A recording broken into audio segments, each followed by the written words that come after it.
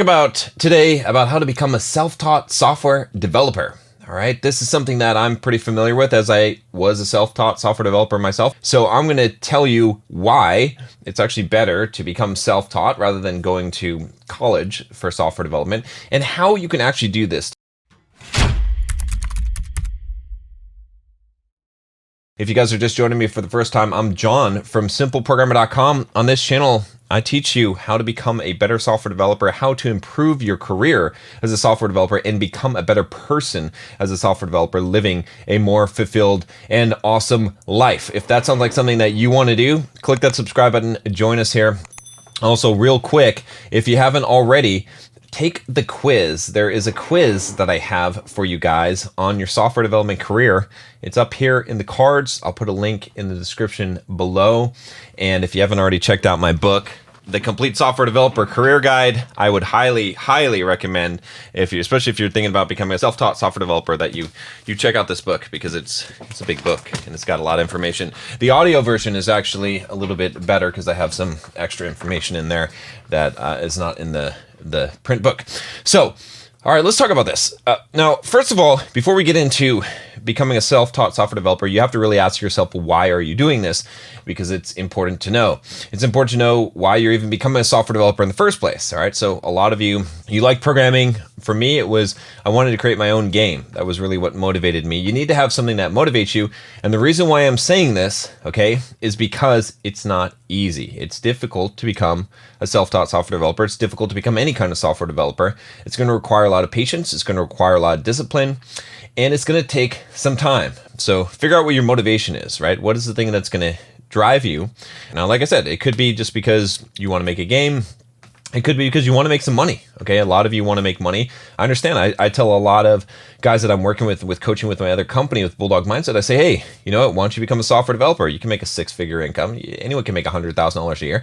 Just become a software developer. And it really is that easy, as long as you are willing to do the work. Okay, so now with that said, let's talk about how you can do this the best way. So the first thing about this is that when I started as a self-taught software developer, okay, it was harder for a different reason. So when I started, the difficulty was in finding the information.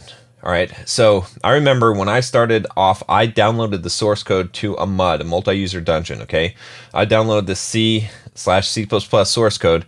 I couldn't really understand C, all right? But by looking through the source code, by making modifications to the code and then running it on the server on that game, I was able to sort of figure out how do things work, right? So for example, I wanted to know, all right, where's the code for doing kicks, right? In the game, you could do a kick. You could type the command kick, right? Your character would kick if you're in combat. So I went and I found this table, okay, and it was like this lookup table, and it was like, okay, it looked like some kind of command parser. It would check to see, all right, what is the text here? If it says kick, then it would do this thing, and then I figured out, well, what would happen if I added a new command to this, like bash? Okay, I think they didn't have bash, or kick door or whatever. Now I came up with a new command and I added it to the table, and then I made it just like kick, and I made it do the same thing as kick, just to prove that I could do that thing. So I did it step by step, incrementally, all right? And that's because there wasn't a lot of resources. There was a couple of books, and I did get some books on C and C++, and I read through those, but there wasn't all the information that was out there. Now, in one way it was good, in one way it was bad, okay? It was good because I didn't get distracted. See, if you're watching this video right now, your problem, I already know what it is, okay? If you made it this far, because you might be too distracted to even make it this far, but if you made it this far, keep paying attention, because I'm going to give you some good advice here.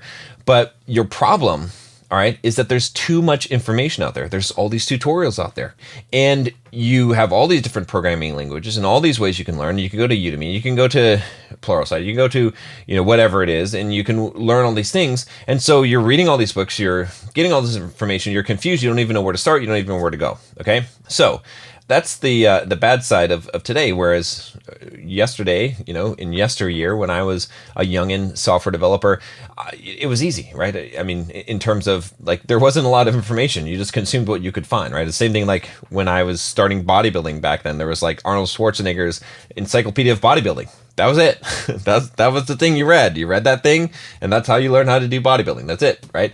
So like I said, there's some pros and cons, but one advantage that you have today is all that information that is freely available. Some of it paid. Sometimes it's worth paying for the paid content, honestly. You have things like software development boot camps. I highly recommend boot camps.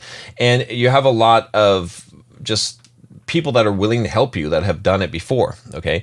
So here's what I recommend that you do, okay? You need to sort through all of this. And what you need to do is you need to decide exactly what your learning path is going to be. I actually created a course called 10 Steps to Learn Anything Quickly. We'll put a link down below. I'm not really trying to plug the course here, but if you want to check it out, buy it. It's like $100, whatever. It can help you. But one of the things I talk about in the course is this idea that you need to narrow the scope of what you're trying to learn. And that's one of the keys to learning things quickly. All right. So what you need to do is you need to stop worrying about, do you need to learn Python? Do you need to learn Java or C# or C++ or Unity, 3D Engine, and all this stuff, okay? Instead, just pick one thing, all right? And you're just going to learn that thing. And here's the other thing. You're going to try and build something, okay? It is much more effective if you learn X so you can do Y. If you don't have a Y, you don't need to learn X. So many people are trying to learn all these things, right? And I know a lot of developers that are trying to get started, they want to learn all these different programming languages and technologies, but instead, let's start with something small. Remember, the thing that drove me to learn programming in the first place, all right, and made me successful at it was that I was trying to do something. What was I trying to do? I was trying to make my own version of this game called a MUD, and I downloaded the source code, and I needed to learn how to modify the source code in order to create what I wanted to create. So I had a reason for it, and that helped drive me and give me the motivation and gave me, most importantly, the questions to ask, right? So I could explore it. You can't solve a problem that you don't know what the problem is, right? So, and that's what a lot of you are doing when you're trying to be a self-taught software developer, is you're going out there and you're solving a problem that doesn't exist yet because you don't know what the problem is. Like, what are you actually trying to accomplish and learn? How do you know when you're done? How do you know when you've learned how to program, right? The answer should be when you can build a certain app, right? So I usually recommend for a lot of developers starting out self-taught, pick some simple app, okay? Let's say you want to do web development, to-do list app, okay? But don't just go look up the source code or look up some tutorial on how to do a to-do list app. Figure it out yourself. Okay, and that's where you use the other resources that you get, some tutorials, maybe some books, things like that, in order to figure out all the pieces that you need in order to develop that app. Okay, it could be a mobile app, a mobile to-do list app. Maybe you're going to create an Android and an iOS application or something like that. Okay, but what you're going to do is you're going to start from that goal, and you're going to have some other goals later on. Okay, you'll create some more complicated apps, but I like something simple like a to-do list app. I used to use a protein tracker app to count how many grams of protein you ate in a day when I did that for some of my courses. But something simple that has these elements, okay? The first one is that it has some kind of user interface, okay? So then when you think about some kind of user interface, well, what do you need to learn? Well, okay, now you have to make some decisions, right? It's going to clarify things. It's going to narrow down the path. Do you want to make a web-based user interface? Do you want to make a user interface that is like a desktop application? Do you want to make one that is for a mobile app, all right? So that's going to determine where you're going to go. Okay, let's say we do a web-based one. Okay, great. Okay, now we know we're going to do a web-based application. Okay, so now what's the best way to develop the web-based application? Okay, there's some options there. Perhaps one of the most popular ones today is React. So we say, okay, well, we're going to develop it in React because we know that in order to create web-based applications, the front end, the user interface, that React is a framework that we could use to do that. Okay, so great. That's awesome. All right, so now we have something that we know we need to learn in order to do this. Okay, next, what other functionality is it going to have? Okay, it's going to have the ability to modify things, to let's say to insert data. Okay, so you can create new items on your to-do list. So that means that it's going to have to store that data somewhere, and you're going to have some way of creating things in the user interface. Okay, so you have this whole idea of creating things and storing them, right? So now you have to say, okay, well, how am I going to store it? Okay, there's a couple options. You could store it in the browser. Maybe that's a simple way to do it for now. Or you could store it in a database. If you're going to store it in a database, then now you have a new technology you need to learn, okay? I would probably keep it simple and say, okay, can we store it in the browser? Can we store it in some other way? Is there some way that we can store things with React? Let's say we're using that. Okay, but you could choose to use a database, and that would give you another thing that you need to learn. Okay, so we're compiling the list, right? We can delete things. Again, that's going to be removing stuff from the database or wherever it's stored. Okay, and we have all these little elements, right, that we're going to have that make up this application. There's some logic here, right? We think about this. What about the logic of adding things, of accepting commands, of parsing commands or parsing input, like clicks, okay? Clicking a button. How do we respond to button clicks, okay? And so this is giving us an idea of what we need to learn. And then from there, we can go backwards and you can say, okay, well, how can I get started? What's the very first thing I could do? Well, how do I create the user interface? So now you say, okay, well, how do I just create a user interface in React? Let me look up some tutorials. Let me see how to do this, okay? And you learn how to do that. Okay, and it might seem backwards because you haven't even learned how to program yet, but you're learning how to create the user interface, all right? Then the point where you need to really learn how to program is when you need to create some logic for it. Now maybe you say, okay, I just want to make it so that when I click a button, it just creates an item in the to-do list. I don't even say what the item is. I just want to make it so it clicks a button and it just creates a random item, just creates a blank to-do list item, okay? So now you're going to look and you're going to figure out, okay, how do I make button clicks? How do I respond to button clicks? And how do I have some logic in there, right? And you're going to approach it from two ends, okay? One end is just like exploring backwards. The other end will be going from the bottom up. So maybe you're figuring out, okay, what programming language you're using at this point. It's going to probably be some JavaScript, and maybe there's some other language that you're using on the back end. Okay, maybe it's Python or something like that.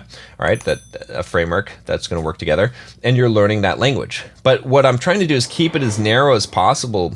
And you're not going to understand all of programming and all of the concepts, but what's going to happen is that if you learn this way, you'll eventually build this to-do list app, and you're going to do a shitty job of it. Okay, your code's going to suck. You're not really going to understand why it works the way it does or anything like that, but you're going to have something. Okay, and then from there, now you can start filling in the gaps. Now you're like, oh, I wonder why it works this way. You start reading some book on that programming language that you learned. Okay, now you come up with a more complex app. Now you add some more features to that app, and as you're adding more features, as you're making it more complex, as you're experimenting and playing around with these things, you're learning these things, and you're building a functional ability, not just knowledge, right? Functional knowledge that you can actually apply and use to build apps. So that's the best way to be a self-taught developer, okay, is to do it like that instead of the way that most people are approaching it, which is to just like try and find all this material, do all these tutorials, learn all these things, and they still can't build a single app. Whereas you might not be as good as some other developers who are starting out and understand so much of the intricacies of the language, but you'll have an actual working to-do list app, okay, very quickly. You could probably do this in, I don't know, 2 weeks of time. You could figure it out and have like something basic working. And, you know, for some of you that have a little bit of experience, maybe in a few days, okay? Now, that's not going to mean that you know how to program, that you're a software developer at this point, but you can iterate from there and you become better and better and better. And guess what? Pretty soon what ends up happening is it's like, well, if you can build an app and you can add all the functionality, then you know what? You're a programmer. You're a developer. Like if you can do those things and you keep on pushing in that direction, that's the way to do it. That it makes the most sense to me, you know, bar none. In fact, a lot of times I recommend coding boot camps. And if I recommend a coding boot camp, the reason why I do it is because usually what they do is they focus on a very narrow set of things to learn, and the idea of building something functional, an application, or they have several projects that you go through and build in a very focused, short amount of time. Okay, that's the key. You really want to get into the immersion of it if you want to become good, and stop confusing yourself with all the other stuff and all these things. It's a messy process to learn these things. It's not going to be perfect. You're not going to know if you're doing the right thing. It doesn't matter. That's how software development is. But what ends up mattering is whether you can actually produce a result. Okay, if you can create your little to-do list app, and even if the code is shitty and it sucks and whatever, you're now like a lot farther than you were before. Okay, and you didn't waste a whole lot of time learning stuff that you didn't understand or that you didn't actually need to know. So that is pretty much it, guys. I'm trying to think if there's anything else I wanted to talk about in this video. I've already talked about more than I planned. Like I said, if you haven't already picked up a copy of the Complete Software Developer Career Guide, you know, make sure that you grab a copy of that. I also have the quiz here, and yeah, good luck with that. Let me know if you have any questions, if you've had experience doing this, and I will talk to you next time.